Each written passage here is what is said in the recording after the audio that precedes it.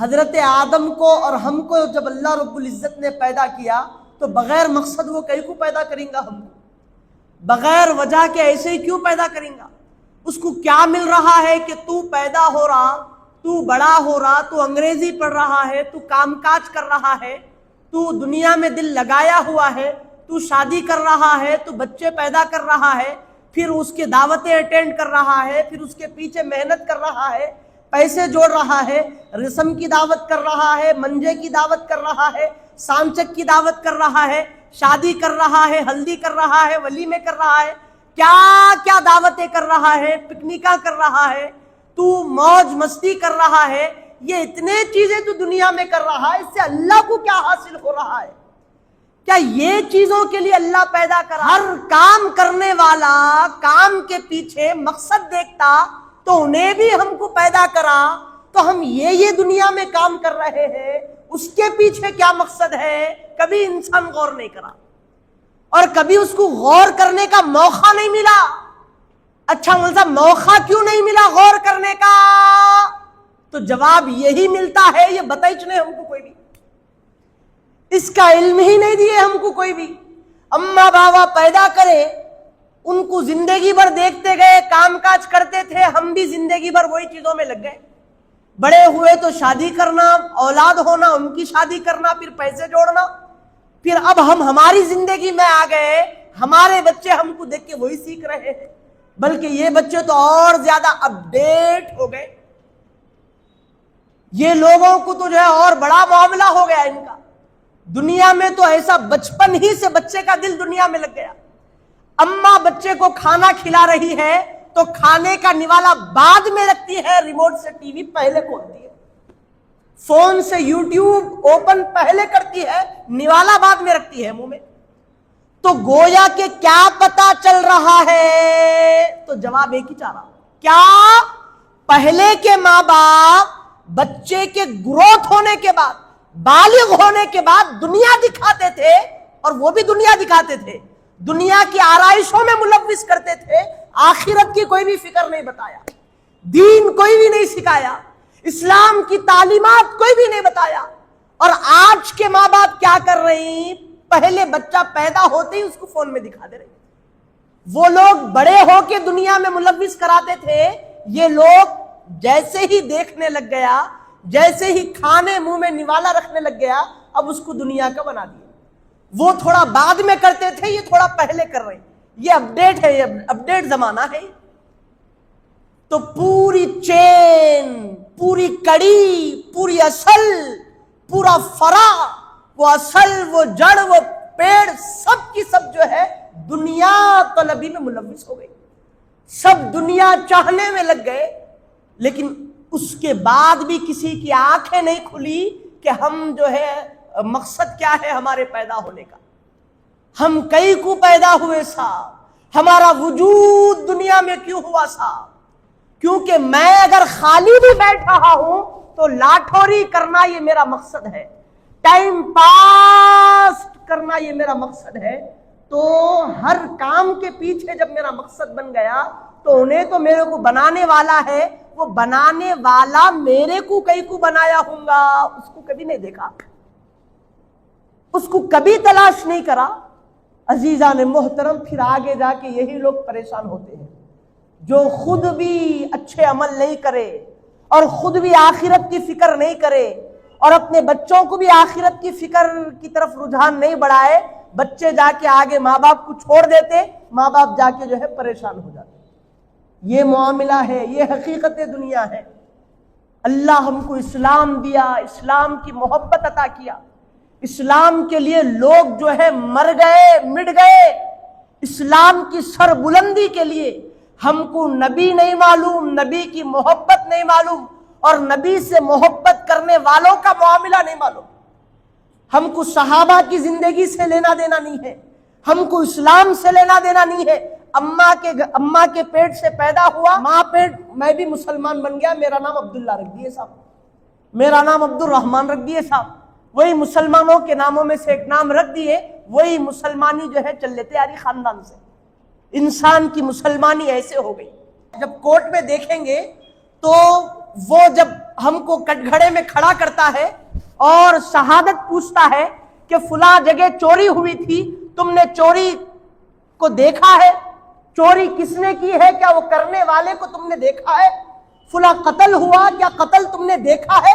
تو کٹگھڑے میں کھڑنے والا، وہ گواہی دینے والا یہ نہیں کہہ سکتا کہ میں نے سنا ہے، کیونکہ سنی ہوئی گواہی دنیا والے کو قبول نہیں ہے، اور وہ دنیا والا کورٹ کا جج یہ کہتا ہے یہاں سننے کا کام نہیں چلے گا، یہاں دیکھنے کا کام چلے گا۔ چوری دیکھا نہیں دیکھا یہ بول، قتل کی واردات پہ قتل ہوتا ہوا آنکھوں سے دیکھا نہیں دیکھا، تو گناہ ہوتا ہوا دیکھا نہیں دیکھا، بولے دیکھا قبول ہوگی۔ اگر کوئی یہ کہہ دے کٹگھڑے میں کھڑ کے نہیں نہیں جج صاحب ہاں میں سنا تھا یہ، بول کے نہیں بول سکتا، وہ جج کو نہیں بول سکتا کہ میں سنا تھا، اس کی بات کا اعتبار نہیں ہوتا۔ تو ارے نادان انسان، اے بھولے انسان، اے دنیا کی رنگینیوں میں رنگے جانے والے انسان، اے دنیا کی زینت کو قبول کر کے دنیا والا ہو جانے والا انسان دنیا کا، جب دنیا دار سنی ہوئی بات کو قبول نہیں کر رہا، وہ تو خدا کی ذات ہے، انہیں تیرے کو کیسا قبول کریں گا؟ یعنی میں کیا بولنا چاہ رہا ہوں نہیں سمجھا؟ ہم ماں کے پیٹ سے مسلمان بن کے مسلمانی ہے ہماری۔ اللہ حضور فرما رہے ہیں ایمان قبول کب ہوگا؟ جب یہ گواہی دینا پڑے گا، اشہد ان لا الہ الا اللہ، میں گواہی دیتا ہوں کہ اللہ ایک ہے۔ کہاں دیکھا خدا کو تو؟ خدا کی تجلیات کو کب دیکھا کہ تو گواہی دینے لگ رہا ہے؟ جب دنیا دار بن دیکھے گواہی قبول نہیں کرتا تو پھر انہیں کیسا قبول کریں گا؟ تو دیکھا نہیں اللہ کی ذات کو، اس کی تجلیات کو، شب و روز اس کا نور جو عالم میں پھیل رہا ہے، وہ جو ایک آسمان میں اجالا بھی لا رہا ہے، اندھیرا بھی کر رہا ہے۔ ہر عمارت کے لیے بنیاد کھڑی کی جاتی ہے، عمارت کو بڑھانے کے لیے پلرز کا سہارا لیا جاتا ہے۔ یہ بن پلروں کے، یہ بن جو ہے عمارتوں کے، یہ آسمان کھڑا ہے، یہ زمین ہے، وہ آسمان سے پانی برس رہا ہے، یہ برسانے والی ذات کو تو دیکھا نہیں، یہ آسمان سے صبح نکالنے والی، رات نکالنے والی ذات کو تو نہیں دیکھا۔ آسمان ایک ہے، کبھی چاند بھی نکل رہا ہے، کبھی سورج بھی نکل رہا ہے، چاند کبھی دن میں نہیں نکلتا، سورج کبھی رات میں نہیں نکلتا، ہر ایک کا وقت معین ہے، ستارے کبھی دن میں نہیں نکلے۔ یہ تمام چیزیں کون کر رہا ہے؟ کوئی تو ہستی ہوگی یہ کرنے والی، تجھے کچھ بھی پتا نہیں ہے۔ اے انسان کیا ہو گیا تجھ کو؟ یہ تمام معاملات، یہ قدرت کے کارخانے جو عمل میں آ رہے ہیں، کسی چیز کا مشاہدہ نہیں کر رہا، پھر کیسے گواہی دے رہا؟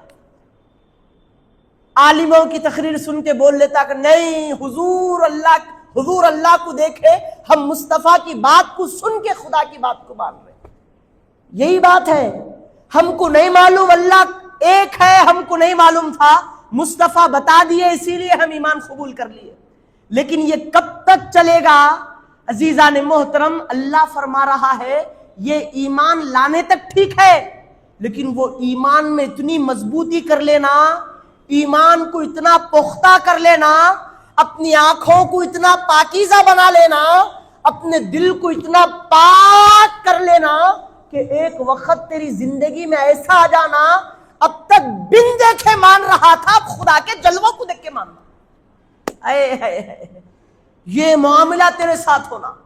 قرآن میں اللہ فرما رہا ہے 15ویں پارے میں، من کان فی ہذہ اعمی فہو فی الآخرۃ اعمی، جو دنیا میں اللہ کے جلووں کا مشاہدہ نہ کرے، یعنی جو دنیا میں اندھا ہوتا ہے اللہ کا، تو وہ آخرت میں بھی اندھا بنا کے اٹھایا جاتا ہے۔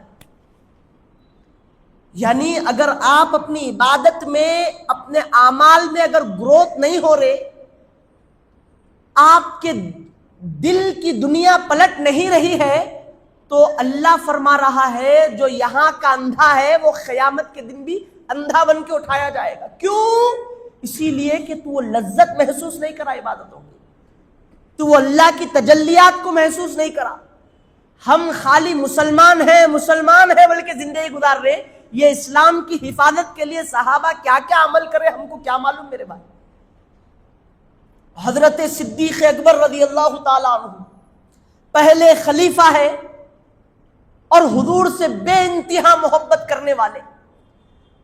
ابھی اسلام پورا لوگوں میں داخل نہیں ہوا مکے کی دھرتی پر, تو حضور کیا کیے, لوگوں کو بولے کہ ابھی ہماری میجورٹی نہیں ہوئی نا, کفار غالب ہے, کہیں تمہاری جان کو نقصان نہ ہو جائے, کھلے طور پہ نہیں بولنا کہ میں اسلام لایا بول کے, کیونکہ لوگ ابھی حق کو پہچان رہے نہیں.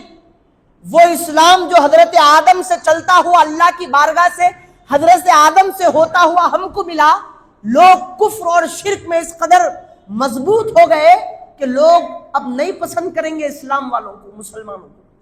لہذا بولے کہ 39 لوگ مسلمان ہوئے تھے, 39 لوگ مسلمان ہوئے تھے. تو ابو بکر صدیق کیا کرے کہ یا رسول اللہ اب نہیں دیکھا جاتا, اب عبادت حجرے میں نہیں کریں گے, اب کعبۃ اللہ میں اللہ کی عبادت کریں گے, ڈنکے کی چوٹ پہ اسلام کو غالب کریں گے, یا رسول اللہ اجازت دیجیے. اب حضور کو معلوم تھا آنے والے معاملات کیا ہوں گے, تو اب سرکار کیا کرے, اجازت نہیں دے رہے تھے, لیکن کثرت کی وجہ سے ابو بکر صدیق کی بار بار التجاؤں کی وجہ سے حضور بولے کہ ٹھیک ہے ابو بکر جاؤ.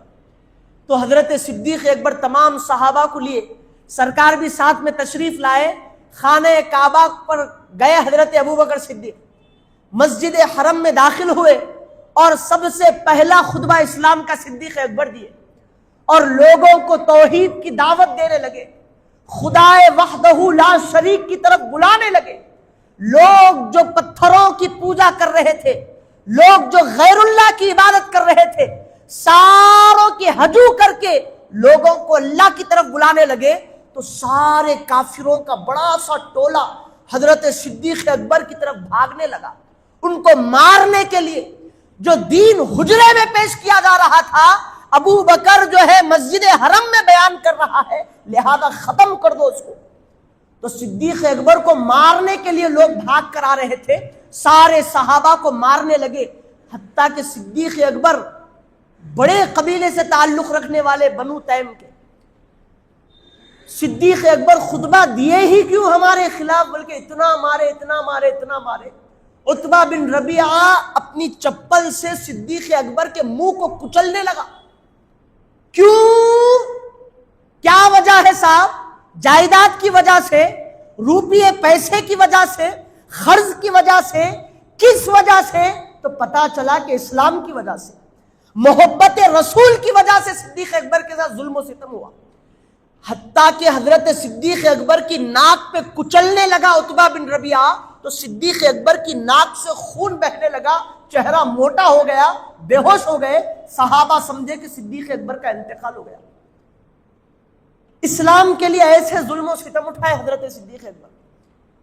اس کے بعد ان کے قبیلے کے لوگ دوڑے آئے, ان کو اٹھا کے لے کے گئے گھر کے پاس. آوازیں دے رہے ہیں, صدیق اکبر ہوشیار نہیں ہو, آنکھیں نہیں کھول رہے. پوری رات گزر گئی. صدیق اکبر کے قبیلے والے لوگ بولے کہ اگر یہ جان سے ہاتھ دھو بیٹھیں گے, اگر ان کا انتقال ہو جائے گا تو ہم کسی کو زندہ نہیں چھوڑیں گے, عتبہ بن ربیعہ کو قتل کر دیں گے بھرے بازار میں, کیونکہ وہ جو ہے بہت زیادہ سختی کیا تھا آپ کے اوپر. تو اتفاق سے اللہ کا کرم ہو گیا. صدیق اکبر رات کے وقت میں اپنی آنکھوں کو کھولتے ہیں اور کھول کے کیا بولتے ہیں, پانی دیو نہیں بولے, آہو زاری نہیں کیے. صبح سے شام تک بے ہوشی کے عالم میں تھے, آنکھیں کھولے. لوگوں نے کہا کہ ابو بکر کو پانی پلاؤ. اب ابو بکر کو جب پانی پلایا جا رہا تھا تو صدیق اکبر کی آہو زاری کے ساتھ, ان کی تکلیفوں کے ساتھ وہ زبان سے ایک ہی کلمہ نکالے کہ پانی نہیں پیوں گا, کھانا نہیں کھاؤں گا. اس وقت تک یہ ابو بکر نہ کھائے گا اور نہ پیے گا جب تک کہ اس کو یہ پتہ نہیں چل جاتا کہ مصطفیٰ کیسے ہے, حضور کیسے ہے, مجھے بتاؤ. کہیں حضور کو تکلیف تو نہیں ہوئی, کہیں ان کو مارا تو نہیں گیا, ان کی حالت کیسی ہے. جب تک میں اپنی آنکھوں سے مصطفیٰ جان رحمت کا دیدار نہیں کرتا میں جو ہے نہ کھاؤں گا نہ پیوں گا. اب وہ قبیلے والے لوگ بیزار ہو گئے اور کہنے لگے کہ جن کی وجہ سے یہ معاملہ ہوا اب پھر ان کے ترانے گا رہا ہے, لہذا اٹھ کے چلے گئے. حضرت صدیق اکبر کی والدہ حضرت ام الخیر رونے لگی, بیٹا پانی پی لے, میں معلوم کروں گی. نہیں میں آنکھوں سے دیکھے تک مصطفیٰ کو نہیں پیتا پانی. یہ معاملہ ہو گیا. اب اس کے بعد کیسے معلوم کروں کہ محمد کہاں ہے؟ تو پھر حضرت ابوبکر صدیق بولے کہ عمر کی بہن ام جمیل کے پاس جاؤ, کیونکہ ان کو معلوم ہے کہ حضور کیسے ہے. ان کو معلوم کیوں؟ اسی لیے کہ وہ بھی ایمان لالی تھی لیکن بتائی نہیں تھی. ابھی عمر فاروق اس وقت تلوار لے کے پھرتے تھے, محمد کہاں ہے ان کا قتل کروں گا نعوذ باللہ. یہ حضرت عمر کی بہن در پردہ ایمان لالی تھی. پھر ام جمیل کے پاس ان کی والدہ چلے گئی. اب جانے کے بعد ام جمیل سے کہہ رہی ہے کہ محمد کیسے ہے, میرا بیٹا دیکھنا چاہتا ہے. وہ ایمان کو چھپا لی تھی, بتا رہی نہیں تھی. وہ اصرار کرنے کے بعد ٹھیک ہے میں تمہارے بیٹے کو دیکھنے آؤں گی. گھر کے پاس گئی اور صدیق اکبر کی حالت کو دیکھ کر چیخ مار کے رونے لگی اور وہ ظالموں کو بددعائیں دینے لگی کہ ابو بکر کے ساتھ یہ لوگوں نے کیسا سلام اور معاملہ کیا ہے. اب اس کے بعد ابو بکر نے کہا کہ ام جمیل بتاؤ تو صحیح میرے مصطفیٰ کیسے ہیں, میرے حبیب کیسے ہیں. تو انہوں نے کہا کہ تمہاری ماں بھی یہاں موجود ہے, اگر میں بولوں گی تو میرا ایمان ظاہر ہو جائے گا, لوگ مجھے ڈھونڈیں گے. تو ام جمیل نے ابو بکر نے کہا کہ نہیں میری ماں سے تم ڈرو مت, وہ بھلائی کا معاملہ کرتی ہے. تو ام جمیل نے کہا کہ میں مصطفیٰ کو جانتی ہوں, وہ کہاں پر ہے, وہ دار بنی ارقم میں ہے اور وہ جو ہے سلامتی سے ہے. تو ابو بکر نے کہا کہ میں دیکھنا چاہتی ہوں, میں دیکھنا چاہتا ہوں میرے حبیب کو. تو ام جمیل اور ابو بکر کی والدہ دونوں لے گئے ان کو. جب حضور پاک کی بارگاہ میں گئے تو حضور پاک کی آنکھوں سے آنسو رواں دواں ہو گئے تھے. حضور پاک اور تمام صحابہ ابو بکر کو چمٹ کر رو رہے ہیں اور حضور سے ابو بکر نے کہا کہ یا رسول اللہ میرے سارے غم اور تکلیفیں ایک طرف اور آپ کا دیدار ایک طرف تھا یا رسول. تو حضور پاک علیہ السلام کی آنکھوں سے رواں دواں ہو گئے آنسو. عزیزان محترم, کیا پتا چلتا ہے کہ یہ صحابہ کا معاملہ تھا کہ اسلام کی حفاظت کے لیے, دین محمدی کو باقی رکھنے کے لیے ایسے ظلم و ستم اٹھائے صحابہ. یہ صرف ایک صحابی کا معاملہ نہیں ہے, جتنے صحابہ ایمان لائے سب کے ساتھ جو ہے عجب عجب کے معاملے ہوئے تھے. حضرت خباب رضی اللہ تعالیٰ عنہ صحابی رسول ہے. حضرت عمر جب خلیفہ تھے اپنے زمانے میں تو اچانک حضرت خباب کی پیٹھ دکھائی دی ان کو. تو اچانک دیکھے کہ پیٹھ پہ سفید سفید نشانات اور گڑے گڑے ہیں.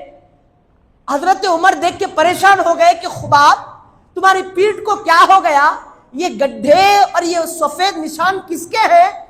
تو حضرت خباب رضی اللہ عنہ کہتے ہیں کہ اے عمر تم کو کیا معلوم یہ نشانات کیسے ہیں, تم کو اس کی خبر نہیں ہے, خباب بتاؤ تو صحیح یہ نشانات کیسے ہیں. تو حضرت خباب کہتے ہیں کہ اس زمانے میں جب تم تلوار لے کر حضور کو مارنے کے لیے پھر رہے تھے اور اللہ نے تم کو بعد میں ایمان کی دولت دے دی, اس وقت یہ نشانات محبت رسول میں پڑے ہیں, یہ عشق رسول میں ڈھائے گئے ظلم و ستم ہے. اے عمر یہ وہ ظلم و ستم کے نشانات ہیں. تو حضرت عمر بولے کہ ذرا بتاؤ تو صحیح اس وقت کیا معاملہ ہوا تھا.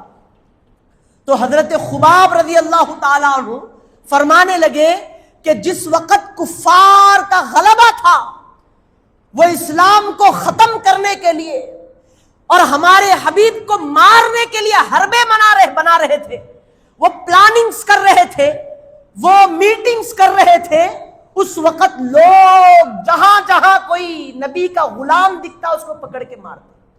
لوگوں نے, کافروں نے مجھے جکڑ لیا اور جکڑ کر کہنے لگے کہ اے خباب تو پھر جا دین اسلام سے ہمارے خداؤں کی طرف آ جا. تو حضرت خباب نے کہا تم لاکھ برا چاہو, لاکھ تکلیفیں دے دو, خباب کی زبان سے کلمہ حق کو ہٹا نہیں سکتے. تم لا الہ الا اللہ محمد الرسول اللہ کا ترانہ میری زبان سے نہیں نکال سکتے. تو لوگوں نے ظلم و ستم کرتے ہوئے آگ کے کوئلوں پر حضرت خباب کی پیٹھ پر رکھ دیے تھے کوئلے. تپتی دھوپ والی زمین پر کوئلے انگارے جلائے، اور حضرت خباب کہتے ہیں کہ وہ کوئلے اور انگاروں پر مجھے پیٹھ کے بل لٹا دیا گیا۔ ایک چھوٹی سی چنگاری ہمارے جسم کو برداشت نہیں ہوتی، حضرت خباب اپنے ماں باپ کے لیے نہیں، اپنی اولاد بیوی بچوں کے لیے نہیں، اپنی زندگی کے لیے نہیں، بلکہ یہ تکلیف ہے، یہ انگاروں پر پیٹ کے بل جو سو رہے ہیں، یہ محبت نبی میں سو رہے تھے، یہ عشق نبی میں سو رہے تھے، یہ اسلام کی حفاظت کے لیے سو رہے تھے۔ حضرت خباب کہتے ہیں کہ اے عمر، یہ جو سفید نشان اور گڈھے تم میری پیٹھ پر دیکھ رہے ہو، کفار اسلام لانے کے بعد انگاروں پر، کوئلوں پر مجھے پیٹھ کے بل لٹا دیے تھے، اور جیسے ہی وہ لوگوں نے مجھے لٹایا تو میری چمڑی جل کر اور چربی پگھل کر وہ کوئلوں کو بجھا دی، اتنا وہ مجھے تکلیف دیا کرتے تھے۔ یعنی وہ انگاروں کی وجہ سے، حضرت خباب آگے کہتے ہیں کہ جب انگاروں پر مجھے لٹا دیا گیا تو چمڑی جل گئی میری پیٹھ کی، اور چربی پگھلنے لگی، اور اس پگھلی ہوئی چربی کے ذریعے سے وہ کوئلے بجھ گئے جو انگار آگ کے تھے بلکہ۔ تو حضرت عمر کی آنکھوں سے آنسو روا دوا ہو گئے کہ اتنا ظلم و ستم کفار کیے۔ اے خباب، ذرا اپنی پیٹھ تو بتاؤ، میں تمہارے پیٹھ کی زیارت کرنا چاہتا ہوں جو عشق رسول اور محبت رسول میں ایسی فنا ہو گئی تھی۔ یہ صحابہ کا معاملہ تھا اسلام کی حفاظت اور محمد عربی صلی اللہ علیہ وسلم کی محبت اور آپ کے عشق کے لیے۔ ہم کیا کر رہے ہیں میرے بھائی؟ ہم کو کوسی اسلام کے لیے ہم تکلیف اٹھائے، ہم اسلام کے لیے کوسی جو ہے پریشانی اٹھائے، ہم کو نہ کوئی پریشانی ہے، ہم کو سب بنا کر نوالا بنا نوالا ہم کو ملا ہے، اسی کو ملا کر کھاؤ تو ہم کو کھانا نہیں ہو رہا ہے۔ وہ لوگوں نے اسلام کا اس طرح سے بول بالا کیا۔ حضرت بلال حبشی جب غلامیت کی زنجیروں میں جکڑے ہوئے تھے، لوگ ان سے کہتے تھے پکڑ کے، اکفر محمدہ، کہ حضور کی نافرمانی کر، دین اسلام سے پھر جا۔ تو بلال حبشی کہتے تھے کہ جان چلی جائے گی، محمد عربی کو کبھی نہیں چھوڑوں گا۔ دیکھے آزو بازو کوئی لوگ کافر نہیں ہے، خانہ کعبہ پر بتوں کو لٹکایا جاتا تھا تو بتوں کے اوپر تھوکتے تھے اور کہتے تھے کہ بدبخت ہے وہ لوگ جو یہ بتوں کی عبادت کرتے ہیں، جو نفع پہنچا سکتے ہیں نہ نقصان پہنچا سکتے ہیں۔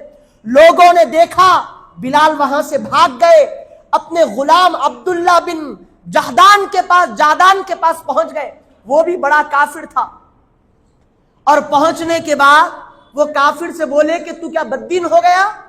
میرے دین کو کون مٹا سکتا ہے؟ تو دیکھ تیرا غلام ہمارے بتوں پر تھوکتا ہے، لات منات کو جو ہے مارتا ہے، گالیاں دیتا ہے۔ تو اس نے کہا جو چاہے میرے غلام کے ساتھ کر لو۔ تو حضرت بلال حبشی کو روڈ پر، سڑک پر تپتی دھوپ میں لایا گیا، اور لا کر ان کو ننگا کر کے ان کو جلتے ہوئے پتھروں پر سلایا گیا، اور تیز بڑے بڑے گرم گرم پتھروں کو ان کے پیٹھ اور پیٹ پر رکھ دیا گیا۔ حضرت بلال حبشی کہتے ہیں کہ جب وہ پتھروں کو میرے پیٹھ اور پیٹ پر رکھا گیا تھا تو میرے جسم سے چربی جھڑ رہی تھی، جسم سے، اور لوگ کہتے تھے لات کو مان، عزا کو مان، اسلام کو چھوڑ دے۔ تو بلال کہتے ہیں جان چلی جائے گی، مر جاؤں گا، فنا ہو جاؤں گا، لیکن زبان سے محمد کا نام نہیں ہٹے گا۔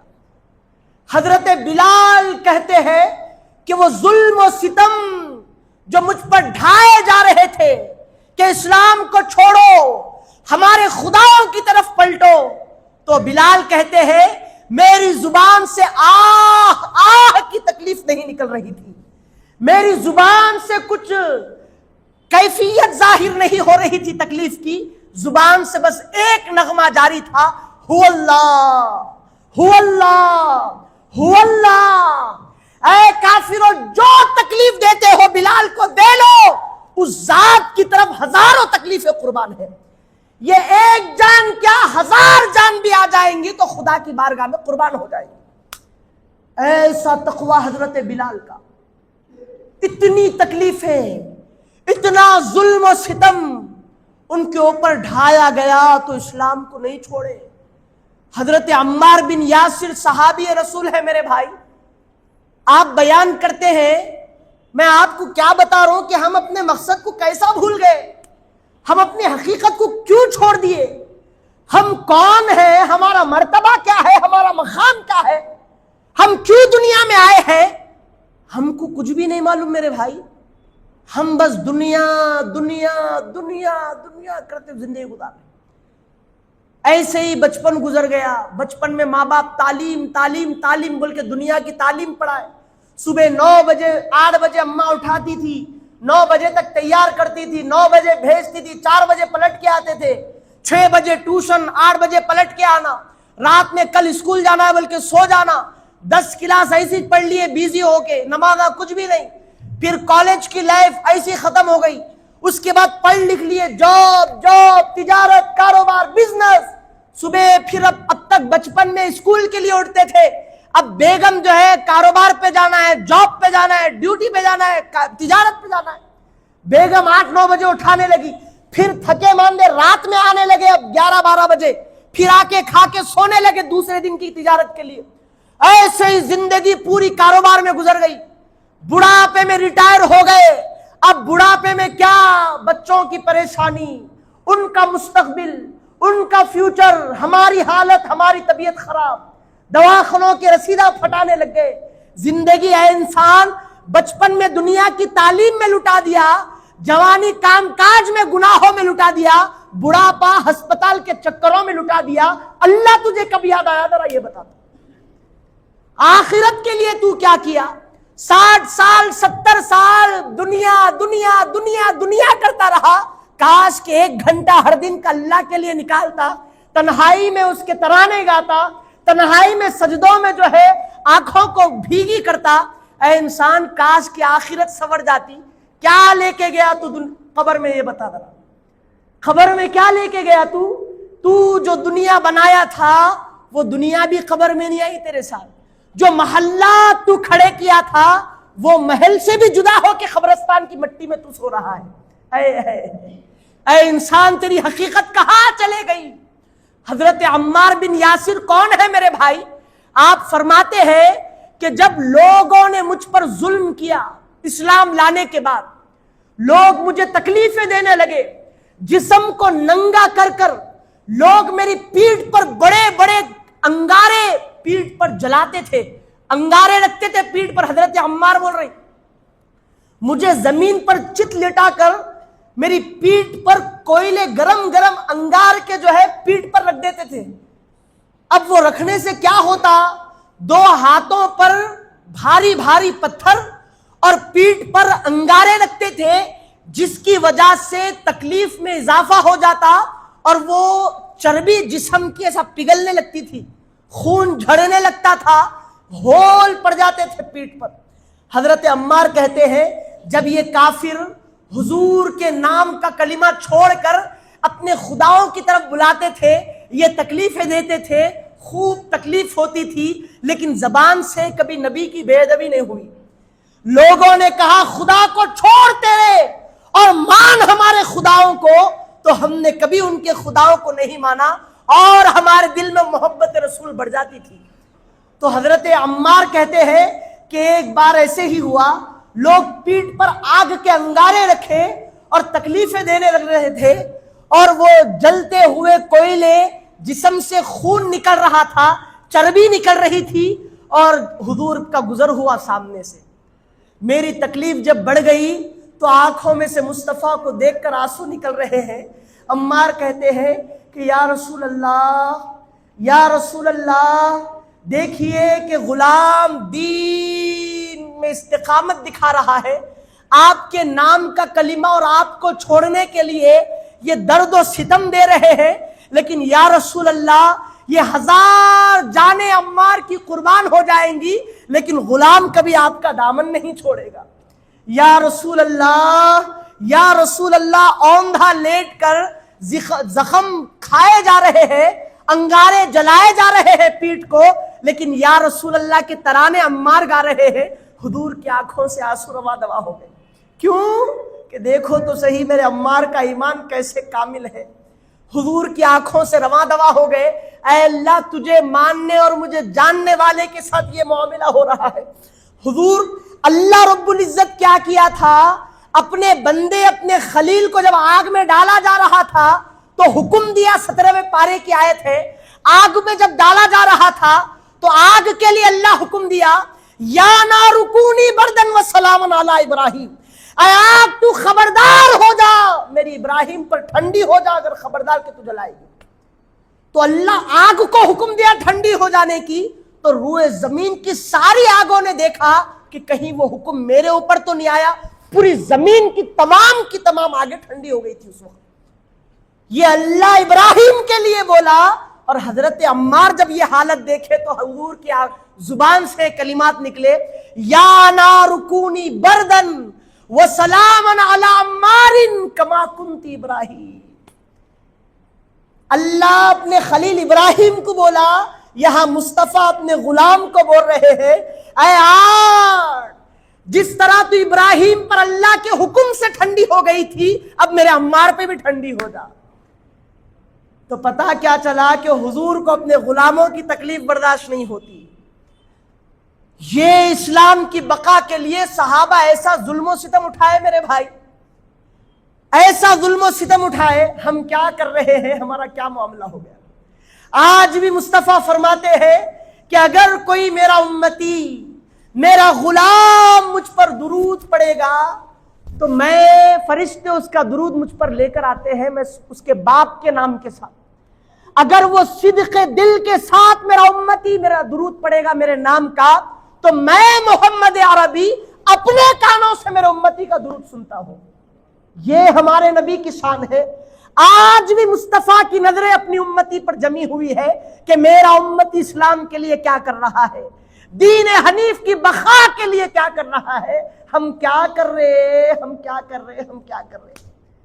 ہمارے کن کوئی اچھا عمل نہیں ہے، ایسا کوئی چیز نہیں ہے ہمارے پاس کہ حضور جب تشریف لائیں گے اور ہم کو جب پوچھا جائے گا کہ ما تقول فی ھذا الرجل، یہ آدمی کے، ان کے یہ شخصیت کے بارے میں دنیا میں کیا بولتا تھا، اگر ہم نہیں پہچانیں گے گناہوں کی وجہ سے ہمارا بیڑا غرق ہو گیا میرے بھائی.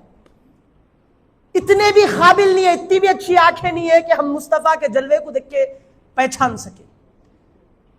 عزیزان محترم، آپ صرف اکیلے نہیں ہیں، آپ کے ساتھ پورا قوم ہے، پورا قبیلہ ہے آپ کا، پورا خاندان ہے آپ کا. اگر اللہ آپ کی نسلوں کو آگے چلائے گا تو قیامت تک آپ کی نسلیں چلیں گی اور پوری نسلیں آپ کے تابع رہے گی میرے بھائی. وہ نسلیں جنت میں جائے گی، دوزخ میں جائے گی، سبب آپ بنیں گے میرے بھائی. اگر وہ نسلوں کو حضرت عیسیٰ کا زمانہ ملے گا، امتی کی شکل میں عیسیٰ جب آئیں گے، فرعون جب دجال سے تمہاری قوم کی جب ملاقات ہوگی، جب امام مہدی سے ملاقات ہوگی، وہ کس کے لشکر میں تیار ہوں گے، کیا معاملہ ہوگا، سب تمہارے پہ ڈیپینڈ ہے. تم خود بھی اچھے بنو، اپنے آنے والی اولاد کی بھی اچھی بناؤ. کل کے دن ایسا نہ ہو جائے کہ تمہارا گریبان پکڑ کر قیامت کے دن اولاد بولے کہ میرا باپ جنتی ہے، میں دوزخی ہوں. کیوں ایسا ہو گیا؟ لہذا اس کو بھی دوزخ میں لے کے جاؤ. کیوں؟ میری تربیت نہیں کرا تھا میرا باپ، میری اصلاح نہیں کیا تھا. عزیزان محترم، پلٹو آخرت کی طرف. دنیا ختم ہونے والی ہے، فانی ہونے والی ہے. دنیا سے دل مت لگاؤ، سارے رشتے ناطے توڑ دو، یہ دنیا کو طلاق دے دو اور اللہ سے دل جوڑ لو، اللہ کے قرب میں آ جاؤ، مصطفیٰ کے دامن کو پکڑ لو.